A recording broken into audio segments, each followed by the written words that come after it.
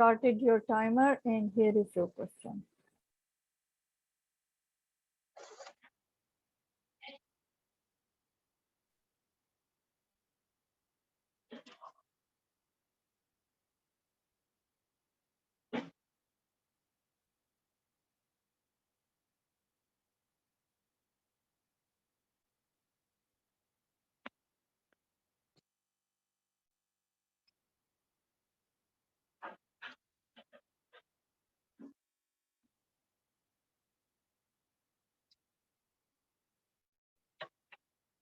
Yes, I am ready, madam. 1 minute will go in 16 seconds.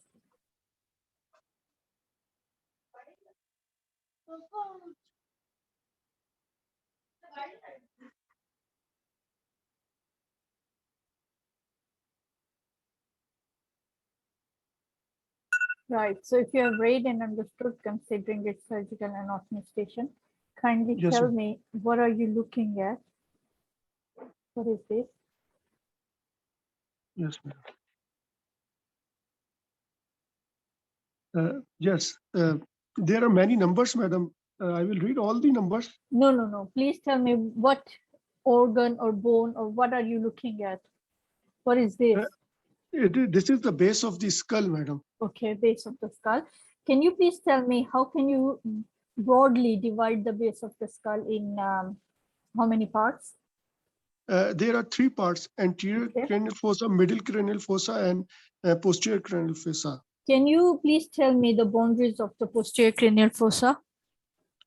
Posterior cranial fossa, occipital bone. Yes. Occipital bone and then posteriorly and temporal, anteriorly. Anteriorly, it is parietal bone and the greater and the petrous bone of the petrous part of the temporal bone. Okay. Clevis and petrous. What is laterally? Laterally the borders of posterior cranial fossa. Lateral of the posterior squamous part of the temporal bone. Squamous and mastoid. Okay. Mastoid. What is? Tell me the remaining of the boundaries, please. Superior and inferior. Superior is the vault of the skull, occipital bone, and vault of the skull. Superiorly. So basically, what are the bones which are involved in the formation of posterior cranial fossa? 3 bones, please. 3 bones: occipital bone, petrous part of the temporal bone, and Parietal and temporal. Okay. Right. Can you please identify this PCF is written? What is this? posterior cranial fossa. Okay. Here is one, if you can see, this is not labeled. If you could see here, both sides. 30, maybe it's, yeah, label 30. What is it? 30 number is jugular foramen. What else passes through this foramen? Which else? Jugular foramen. What passes through jugular foramen? What passes? Yes, what passes? Glossopharyngeal nerve, vagus nerve, accessory nerve, and the sigmoid sinus, and the jugular vein, and the inferior petrosal sinus. Sinus, yes. Okay. Right. What about 11? What is this? 11 is foramen magnum, and Yes. And passes the medulla oblongata, meninges, and vertebral artery, and it branches anterior and posterior spinal arteries. Yes, and spinal part of accessory nerve. Yes, and tectorial membranes. Tectorial Apical ligament of Dens. Dens, yes, yes. It is. Okay. It is attached. It is attached. Yes, it is attached. Yes, attachment. Yes. Okay. What else can you identify? What is this 29? Can you please tell me? It is the occipital internal occipital protuberance, or it is. Yes, it is yes, it's a protuberance. Okay, please quickly tell me the boundaries of middle cranial fossa. middle cranial fossa, anterior part is the sphenoid bone, greater wing of the sphenoid bone, and posterior part is the petrous part of the temporal bone, and laterally it is tympanic part of the temporal bone. What are the contents of middle cranial fossa, please? Middle cranial fossa, Temporal lobes. cerebral Temporal lobes. Temporal lobes. Okay. Yes. Can you please tell me the most common tumor which arises from the posterior cranial fossa, or Tumor, tumors arising from the brain originally? glioblastoma, medulloblastoma. Okay. These Good. are the tumors, and cerebellar tumors, Yes. and tumor related to medulla oblongatas.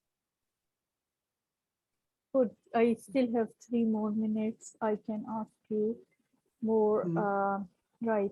If we can identify, right, if you could identify this number 12. This is Number what? 12 is, it is foramen ovale. Foramen Okay. ovale. Why is it? What passes through it? Mandibular nerve and lesser petrosal nerve, and accessory branch of the artery, some artery, meningeal artery, accessory branch of the Missionary vein meningeal process. artery. Okay. Right. Can you identify number 46 over here? 46, yes, Yes. 46. 46 is carotid canal. Carotid canal. It looks carotid canal.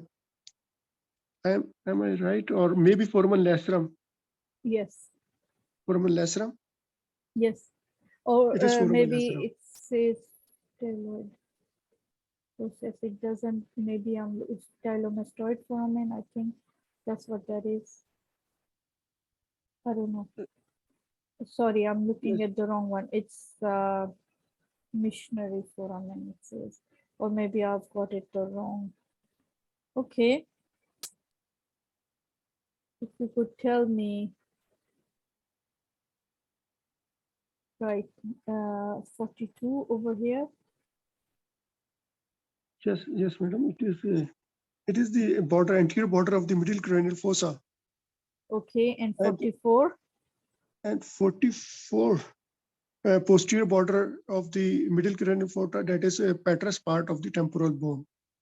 Okay, what more? Okay, this 32 over here will be asked. It is the frontal bone, part of the posterior part of the frontal bone, or greater wing of the sphenoid, greater wing of the sphenoid. One, please. One, anterior clinite. Anterior clinite. Cleanoid process. Yes, anterior clinite process. Okay. If you could tell me what is 6? 6 is Christa. 6 is Christa Gaili. Yes. Yes. Okay. Number 8 over here in middle cranial fossa. 8 is the 8 is the it is the Dorsum posterior sila turcica, part of the sila turcica, posterior border of the sila turcica. Yes. And 34 over here. 34 and Yes. 34 is the Is here. Can you please tell me what is pterion? Last question. what is Pterion? pterion is the part where the squamous part of the temporal bone, sphenoid bone, parietal bone, and frontal bone join. 4 bones. Okay. What is the clinical significance of it? Middle meningeal artery passes adjacent to it, and it is the weakest point of the skull and can cause bleeding.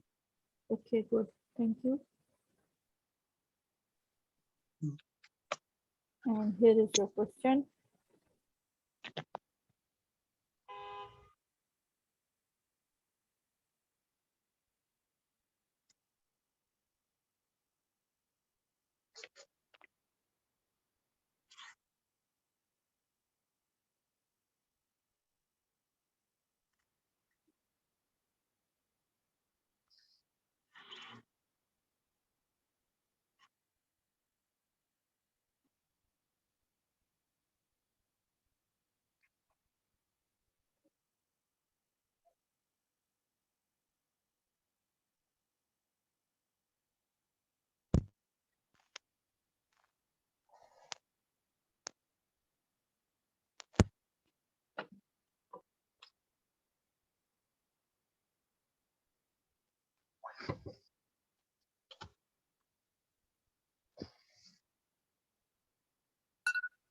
Right. So if you have read and understood, considering a clinical examination station, kindly begin.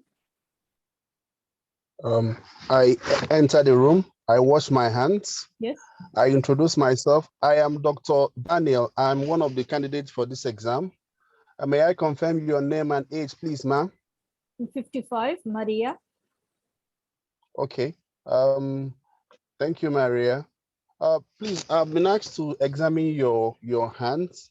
That would include my looking and touching and moving your hands. I also involved my doing some movements on your hands. And I will stop if you have any pain, and I'll be as gentle as possible so I don't inflict any pain along. Can I go ahead, ma'am? Yes. Okay, Yes, so please. first I start with looking, and then I look at the dosum of the hand, and then check for asymmetry. I also check for the skin color on the dosum, and then if there is pallor, then I'll also check for deformities how much of the. exposure you need, and how would you place the hands? Okay, I would the exposure will be from the hand to the Elbows. from hand to the elbows. Then I will place it on a pillow, preferably. Yes. Now. Yes. Now, please. Then I will then check for deformities. If there are any deformities on the dosum when I'm looking, and I also check for nail changes, whether there is vasculitis, and I also inspect the palm for posture, and then the asymmetry of both hand. Then I also check for any tinea and hypotonia wasting. Then I also check for rheumatoid nodes around the elbows. Then the next will be filling. I will then go to the dosum of the hand, and I will touch, and I'll tell her to close her eyes. Then I will touch the area of the first dorsal web space of the right hand. And then see if she can feel my touch. Then I also do the same at the contralateral left hand. Then I'll assess the temperature or using the back of my palm. Then I will squeeze the metacarpophalangeal joints and then look for any discomfort. Then I also bimanually palpate the joints of the hand. This includes the metacarpophalangeal, the proximal interphalangeal, and then the distal interphalangeal joints, and then the carpometacarpal joint of the thumb. Then I also palpate the anatomical snuff box while looking at her face. I will do that for the right hand, and then I will look for tenderness, which will suggest a scaphoid fracture. Then I also do a bimanual palpation of the elbow. Then I also the next is that I will tell her that I want to assess for movement. First, I will check for active movements before passive movement. Then I will ask her if she can do finger flexion. That would include opening her fist. Then if she can do finger extension, include opening her fist and splaying her fingers. Then finger flexion, include making a fist. Then I also look for wrist extension. And then I will tell her to put the back of her palms together and then flex her wrist fully. That is wrist flexion. Then I will then check for this separate muscles in the the flexor tendons. I will check for the proximal interphalangeal joints. And then I will stabilize the proximal interphalangeal joints and then flex the distal interphalangeal joints. That is when I'm checking for the flexor digitorum profundus. Then I also assess the movements of the thumb. That includes the flexion and extension and abduction and opposition. Then I will check for function. My checking for function includes the power grip, whereby I will put my right finger into her hand and then tell her to squeeze my fingers with her right hand. Then I also do fine movement, whereby I tell her to pick a small object such as a coin, which I'll drop on the table. Then I'll do a neurovascular examination, whereby I will neurological examination, whereby I will test for the median nerve. The way I will test for the median nerve is that I will, with the palm facing the table, I will then tell her to point the thumb to the ceiling. That will assess for the median nerve. Then I tell her to check for the palmar interossi, which I will tell her to abduct the finger, and then dorsal interossi. which will be to abduct the fingers. Then I'll go to the front sign, which include if I put a paper between her index finger and her thumb, and then tell her, and then try to pull the paper away. If I'm able to pull the paper away, it shows that she has an ulnar nerve region, ulnar nerve lesion. Then for the radial nerve, I'll ask her to extend the fingers against resistance. Then I also do for the sensory function, whereby I use a cotton wool, and on the palm of the hand, the distal aspect of the index finger test for median nerve. Then the volar aspect of the middle finger is for C7. Then for the first dorsal space is for the radial nerve. Then I want to do some special tests now, madam. Those special tests which I will do, if I elicit any pain, please let me know. I'll do a Tenniel's test. The Tenniel's test, the way I do it is I will tap the area of the carpal tunnel and see if she feels a tingling sensation in the thumb and radial 2.5 fingers. Then I'll do my phalanx test. To complete my examination, I'll perform a full neurological examination of the upper limb and examine the elbow joint. Thank you, ma'am. And can you summarize patient. your examination? I examine the hands of a 55-year-old lady. Well, on inspection, she had a normal asymmetry of both hands. There were no scars or scarification, and there were no deformities. There were no areas of no scars and no abnormal swelling. There were no tenderness of the joints. However, all the movements which I assessed were intact, but she had tenderness on the performance of my Tenniel's test. I feel my patient has features in keeping with carpal tunnel syndrome. Okay, so what investigations would you ask for? The investigations which I'll ask for include the electrophysiologic study, which includes electromyography and the nerve conduction studies. I also want to do an MRI scan and possibly do a blood glucose and thyroid function test. What are the treatment options that you can offer her? First, I will start with a conservative management. That would include splitting the wrists at night for a minimum of 3 weeks. I can also, if that doesn't correct, I would give her steroid injection into the carpal tunnel. And then I can also give her a non-steroidal anti-inflammatory drugs. If it doesn't correct, I would then go for surgical management. Yes. Now, the surgical management would include a carpal tunnel release. Yeah, good. Okay, good. Thank you. Can you please tell me how would you confirm palmar and dorsal interosseae?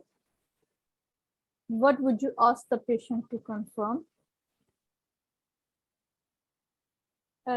What would you do to confirm palmar interosseae, and what would you ask the patient to do to confirm intact dorsal interosseae? Because okay, when I tell my patient to abduct, AD yes, is for palmar interosseae. Adduct palmar. Yes, adduct. This is then for dorsal is abduct. Yes, AD. yes. In exam this time, this is the old station, so I've given you carpal tunnel syndrome. Just tell me if the ulnar nerve injury is there, or ulnar nerve has been injured or is damaged or is affected. How would patient present? Okay, if the ulnar nerve is injured, yes, the front sign will be negative. Okay. And these dorsal, these palmar and dorsal dorsal will not be effective. You won't be able to. And okay, and those are the ones. Then the sensation. Sensation, yes. What would be missing? At the tip of the little finger, so ulnar nerve. Okay. See Okay. it? Yes, ma'am. So it will be numb. Patient won't be able to feel anything. What else? Yes, ma'am. Anything else? No, that's just the ones I can remember now, ma'am. Okay, good. So you have to keep in your mind that in the exam they are not commonly they are not giving carpal tunnel. They are nowadays giving ulnar nerve. So you Okay, have to ma'am. Thank keep. you, ma'am. Yeah, thank you so much. Thank you. Question.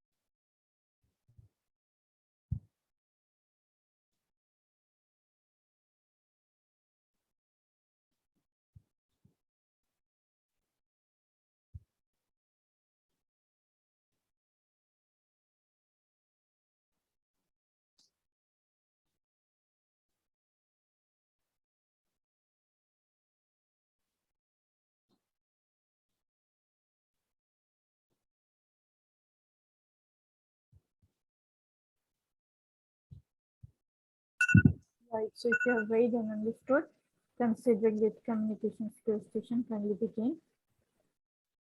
Hello, I am Dr. Objit, one of the surgical candidate. May I confirm your name and age, please?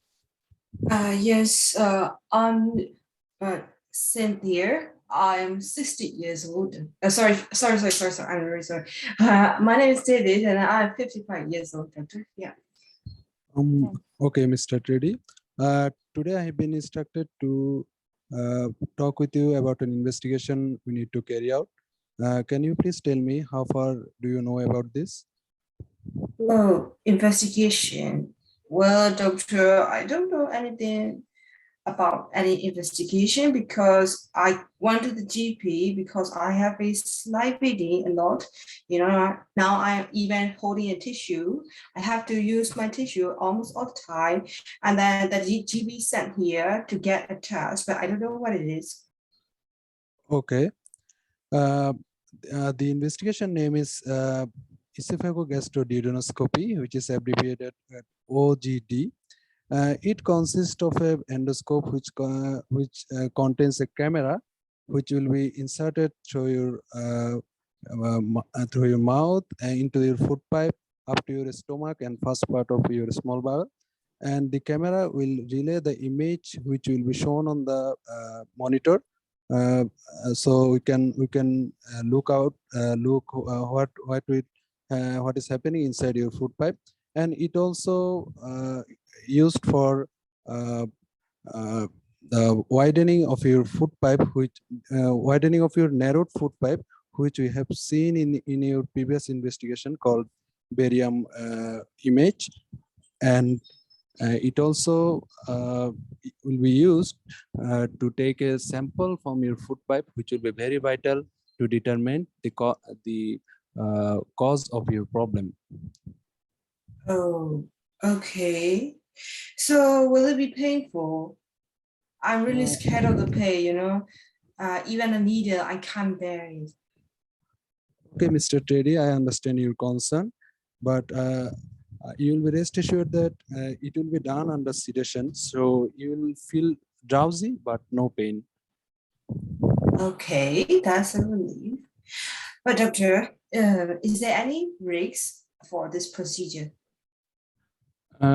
Okay, no procedure is without any risk. It also have some risks, such as injury to your mouth during insertion, and some infection may happen, such as chest infection, and bleeding may occur from the site of sample from your food pipe, and most serious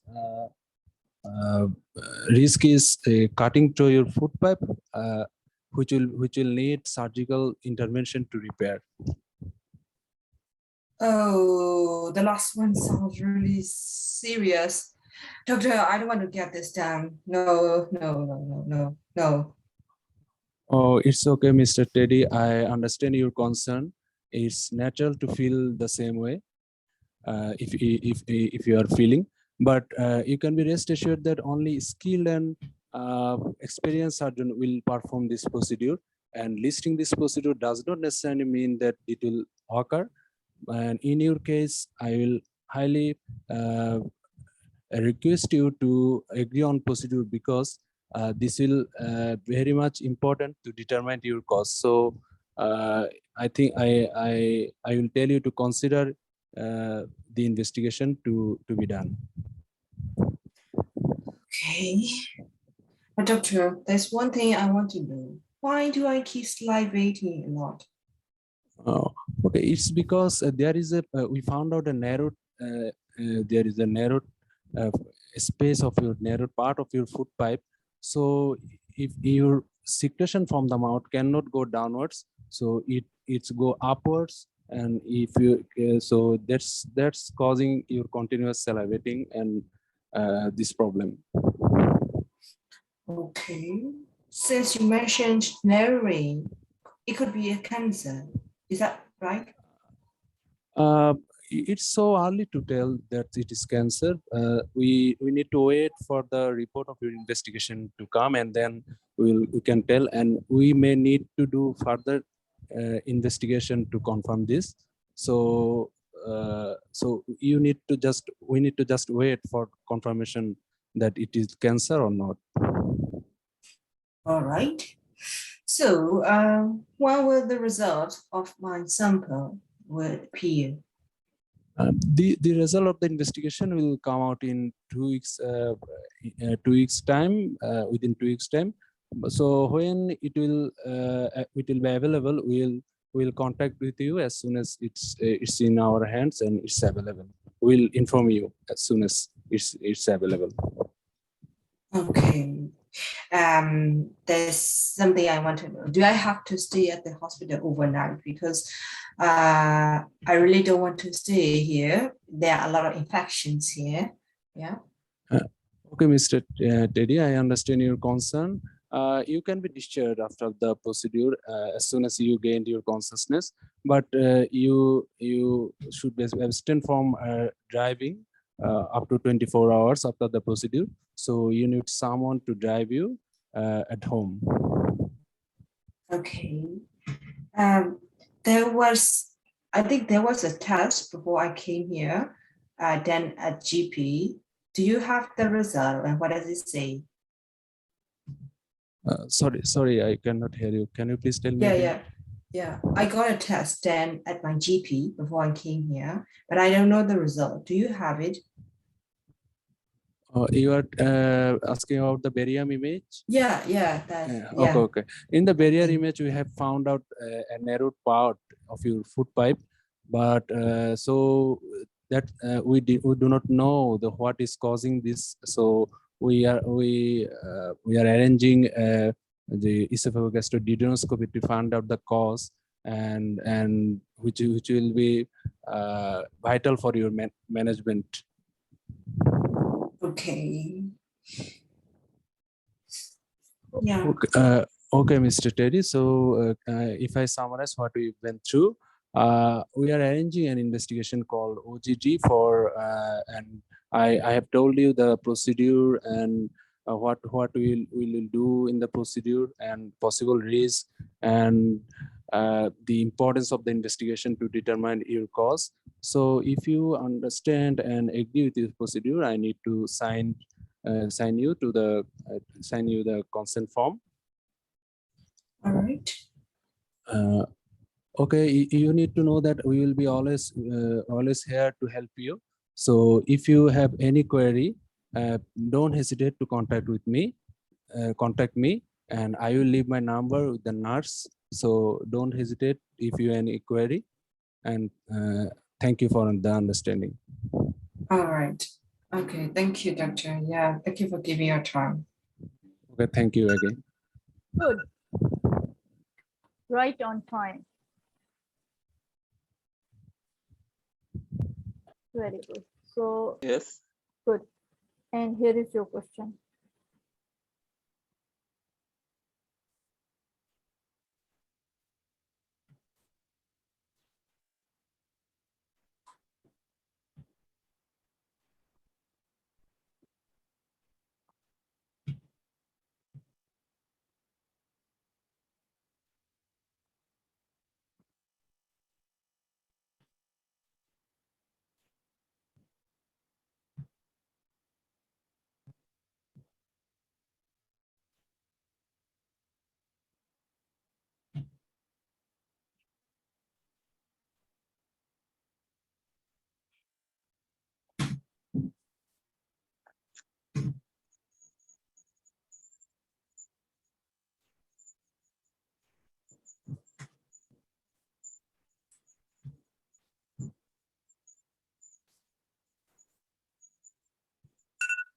Right, so if you have read and understood, considering your history taking station, kindly begin.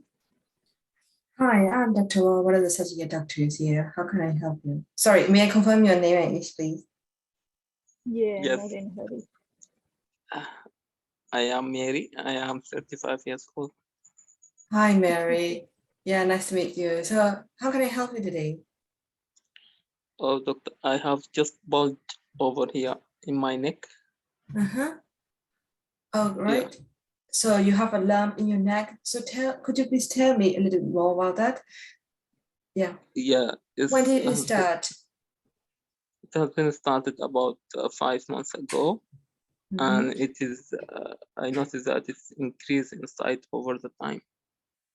Uh-huh. Does it grow really fast or really slowly? Yeah, it has been growth very fast. All right. So do you have any pain in your neck at the moment from the lump? No, no pain. Okay. And then is there any skin changes over the lump? No, doctor. The lump, does it stay all the time or does it come and go? Yes, it is over here just all the time.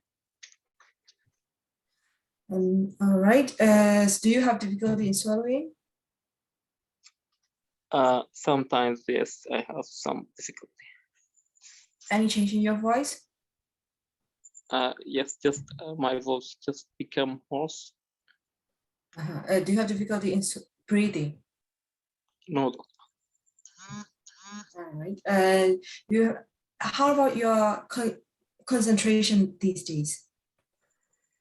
There is no difference. I have not seen any change. How about your mood? Just like normal. Do you have any palpitations?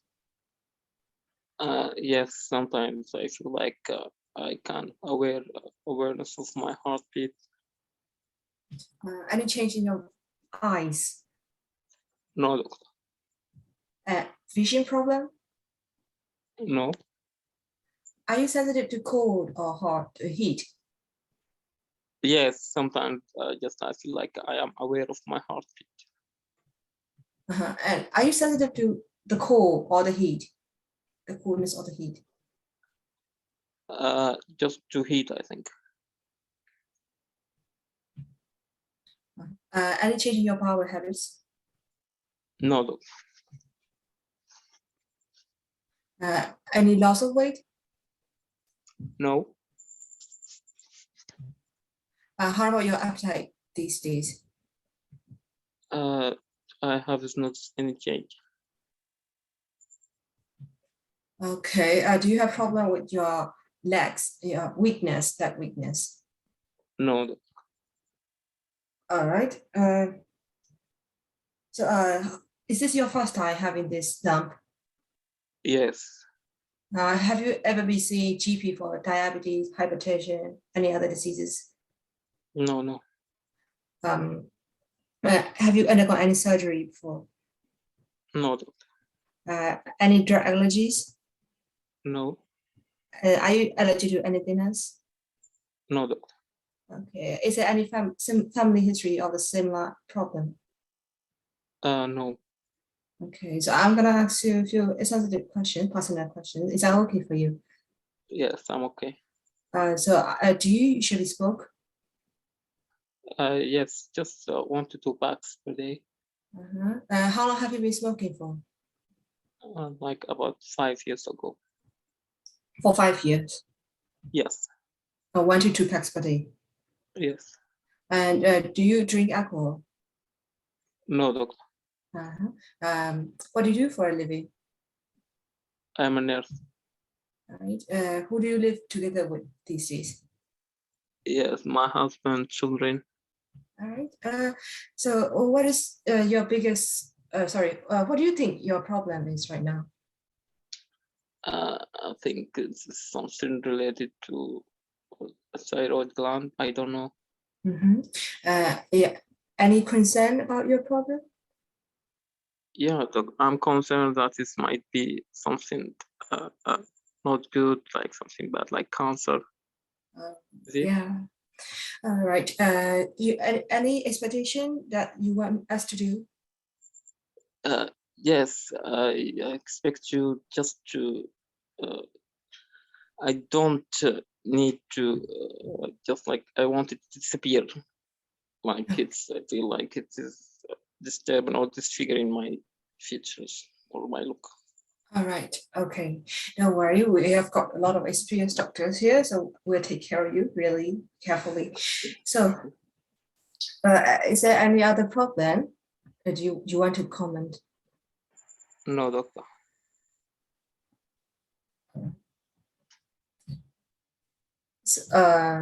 So if can I summarize now? Oh, okay, few seconds The left. time is not up. Yeah. 12, 10 seconds. Okay, Okay. begin. Yes, please summarize the history. So yeah, I've just done a history stage as a 6-year-old female school teacher who presented with a lump in her neck for 5 months, which grows very fast. Now she has compressive features such as swallowing problem, and changing her voice. And but she also has toxic features such as palpitations and change, being irritated, but there is any other loss of weight or loss of appetite. So my professional diagnosis is toxic adenoma. I also consider toxic adenocarditis or Graves' disease or thyroiditis. Yeah, How would you confirm your diagnosis? Yeah, confirmed by 3 stage, by doing history taking, examination, and ultrasound guided FNAC. Okay, what are the treatment alternatives that you can offer to the patient? For this patient, if it is toxic adenocarditis, I will give firstly medications, propiothyroxine, carbimazole. If this doesn't respond to the treatment, I will step up to, since this patient has been having compressive symptoms, I can proceed to surgery such as hemithyroidectomy or total thyroidectomy, depending on the condition of the patient. Okay.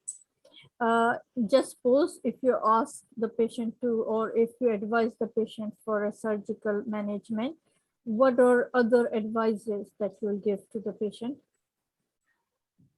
Other advices, this patient may need to take prolonged thyroid replacement. Very good. One, tablets. lifelong, yes. Yeah. Second, Also in a problem with her voice in the future because of the coronary yes, can injury. occur, yes. Yeah, and can also experience hypocalcemia. Yes, very good, yes. Calcium level, so patient has this. Okay, good, right. So what are the parts of history taking that you have missed?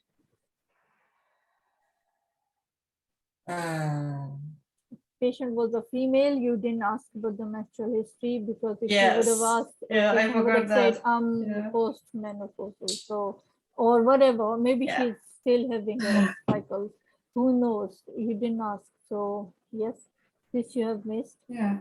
Anything else? Forgot that totally. Yes. Yeah, totally you forgot. Anything else? Did you ask don't- about the vision, about the Yeah. changes in the vision, like difference in eye? If the eye is Yes, I did. protruded out, or if there is blurred vision or anything? Okay, I missed. I thought. Oh, I asked like any changes in your eyes, any Okay. problem with your vision. Okay, good. Yeah. Okay, then you asked. Did you confirm if patient is breathing well? If patient is not having any compressive symptoms like voice change is one, then there is difficulty in swallowing, and then breathing difficulty could have also Yes. been one. I asked 3 compressive symptoms. Good, good, good. Right. Here is your question.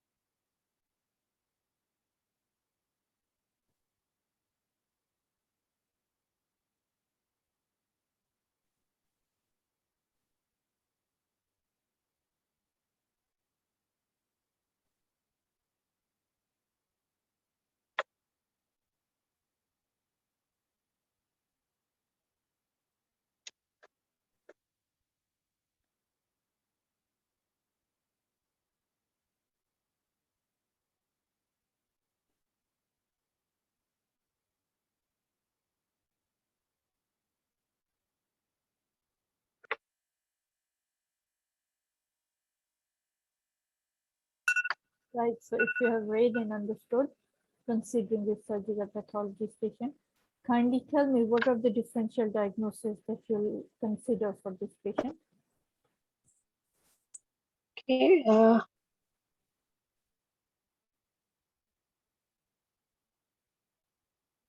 This may be a case of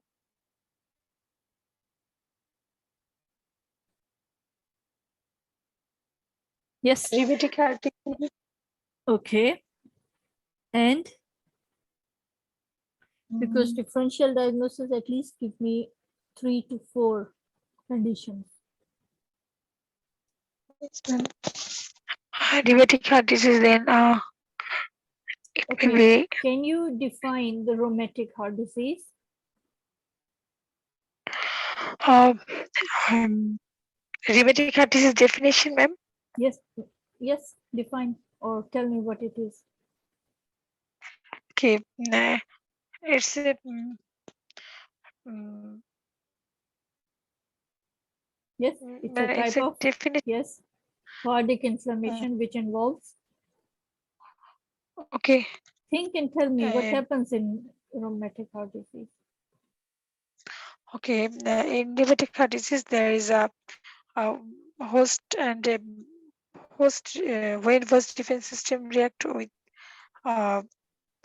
instead of typical A antigen react with the self antigen, then there is damage of heart valves, which Okay, results in rheumatic heart disease. all right. Can you please tell me what type of hypersensitivity reaction occurs when it comes to rheumatic heart disease?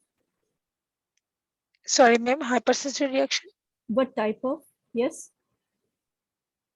There are 4 types of hypersensitivity reaction. There could be 100, but which one is involved in this condition? Kindly, Okay. would you be able to tell me the pathophysiology behind this condition? You can have help Yes, from ma'am. your friends, Yes, 10, ma'am. 12 people. Help her. Pathophysiology, ma'am. Okay. Pathophysiology of rheumatic heart disease. It is Yes. in case of acute case, there is host immune response to group A streptococcal antigen, and which antigen cross-react with the host protein. Especially here, the antibodies and the CD4 T cell, which act against the streptococcal M antigen, but sometimes it recognize self cardiac tissue antigen, self Okay. cardiac tissue as antigen. Then Okay. these antigen and then this antibody binds with a cardiac tissue and causes activation of complement cytokine release, and there is a recruitment of FC receptor bearing cells like neutrophil and macrophage. All right. And this whole causes activation of the macrophage and thus damage the heart valves. Can you please tell me two gross differences which will be present, two gross findings in this condition and two microscopic findings? Yes, Which you ma'am. can, yes. In gross findings, we find in case of acute phase, we find valvular vegetation along the lines of the closure of the valve, and in case of chronic phase, we find there is valvular thickening, calcification, shortened and fused chorda tendineum. And in case of microscopic finding, find fibrinoid necrosis and ash of bodies.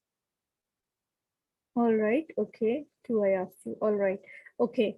Can you please tell me how would you confirm the diagnosis? How would you make sure that patient is actually suffering? Is there any criteria to confirm the diagnosis? Yes, there are some criteria for diagnosis. There is if we find there is a major criteria and minor criteria, and if we find two major criteria, or if we find one major criteria plus three minor criteria, or if we find only 5 minor criteria, What is the name of the criteria you're talking about? This criteria is Dick's criteria. Okay. Dick's criteria. If a patient with rheumatic heart disease presents with fever, what would be the diagnosis then? The rheumatic heart disease patient present with fever. Yes. Diagnosis changes. So because now it may be yes. It may be a case of infective endocarditis. Yes, very good, very good. Okay, can you please tell me if you are asked to do the echocardiogram of this patient?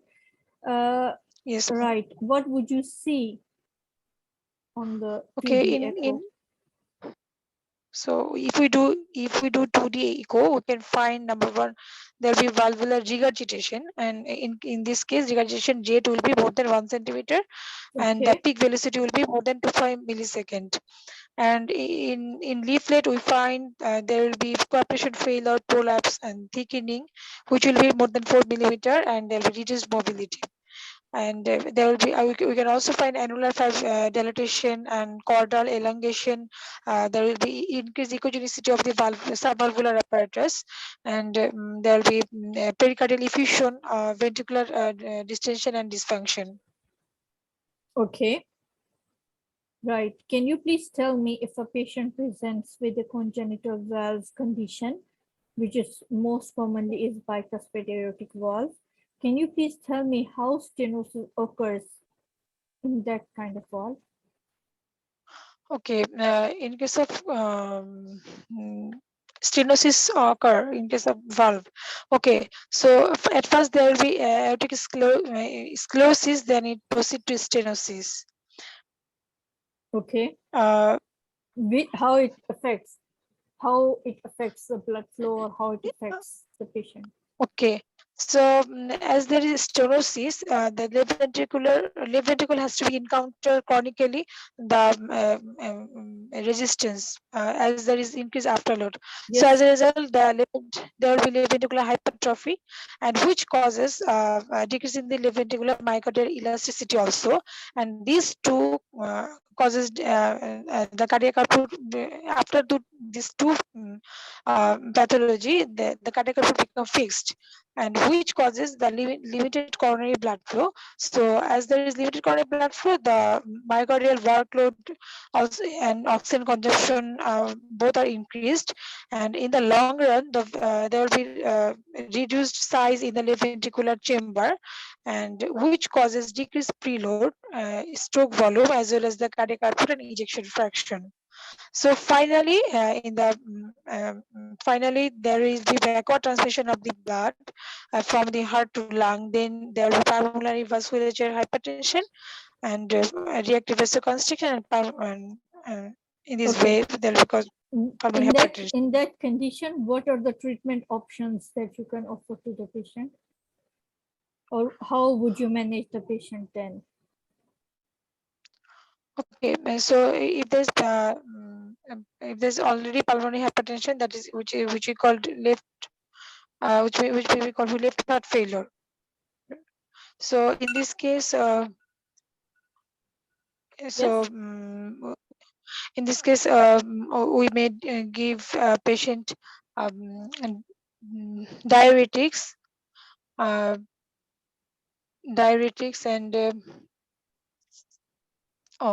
and definitely treatment. There'll be we have to do valve replacement Yes. or valvuloplasty. Yes, that you'll do first, and then you'll give all the diuretics and things afterwards. Okay, what was the criteria you were telling me?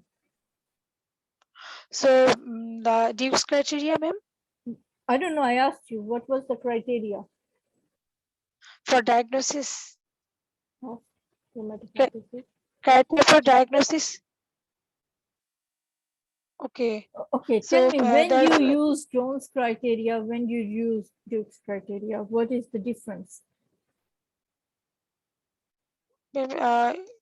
When patient in the settings of rheumatic heart disease, when patient develop infective endocarditis, then we use the Duke's criteria. For infective endocarditis, you use which criteria?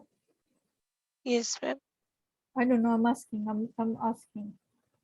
Your friends can also help you.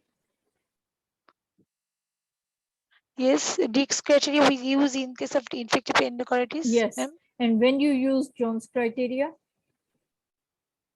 Jones criteria. Yes. Sorry, ma'am, I don't know. Rheumatic fever. Oh, rheumatic fever. Okay, ma'am. Yes. So you were telling me with infective endocarditis, but then Yes, your ma'am. initial or primary diagnosis was rheumatic heart disease. Yes, ma'am. Yes. So what is the difference in these two criteria? Jones criteria also Duke's has criteria major and and Jones minor. criteria. Yes. Yes. Actually, I don't know the Jones criteria, ma'am. Sorry. You'll learn this for tomorrow homework. Good. Okay, Thank ma'am. you.